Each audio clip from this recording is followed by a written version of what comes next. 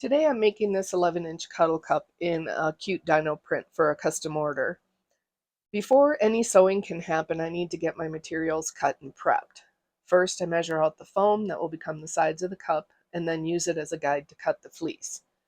For the pattern outside, I measure about 2 inches longer than the foam, as that will become the outer seam. The solid color fleece will be nearly the same length as the foam. We'll need a circle of the print fleece and a circle of the solid for the bottom of the cup. And then I also cut out a circle of batting to act as a cushion layer in the bottom of the cup. One green and one print circle will become the potty pad. With right sides together and the foam on top, I trace a portion of my circle pattern, and that will become the entrance for the cup, and cut it out. Then I clip the pattern fleece to the foam and pin the edge of the solid piece together. Finally, I cut out the absorbent layers for the potty pad.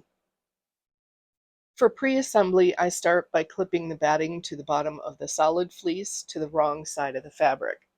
Next, I sandwich a layer of padding, pattern fleece, solid fleece, and finish with another layer of padding for the potty pad and clip them together.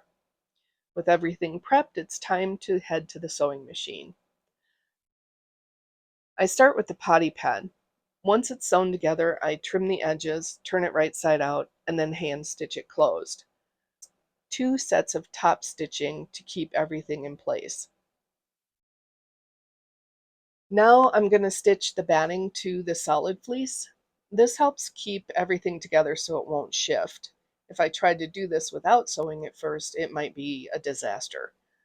I also stitch the foam to the pattern fleece for the same reason. This also gives me a guide when sewing the parts together to sew past that initial stitch line so no stitching is showing on the outside of the final product. Then I sew the seam for the back of the cup, making sure only to sew the fabric. The final part of the outside of the cup is to sew the bottom on. I clip the circle all around the foam and take my time when sewing. Depending on your machine, try not to pull too hard or you might break a needle. And then trim as much as you can to remove bulk so the cup sits nicely when it's finished. Now I do the same thing to the solid color of the cup. First I sew the seam and then pin the circle on. And while I'm sewing, I make sure that I sew just before that stitch line so there's no visible seams. Again, trim any bulk that may affect the final look of the product. We're ready to put the 2 pieces together, the inside and the outside.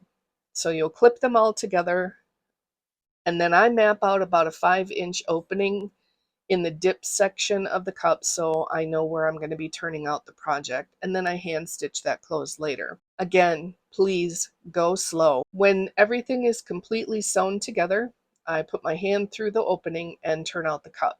It doesn't look like much at first, but once you manipulate it into place, you can see the fruits of your labor. I clip the opening and I hand stitch it closed before the final stitch of top stitching the edge. And I usually do about an inch, inch and a half around the full cup. And voila, we have a cute dinosaur cuddle cup, and it's on its way to its new home. Thank you so much for watching, and let me know if you have any suggestions on what you'd like to see me make next.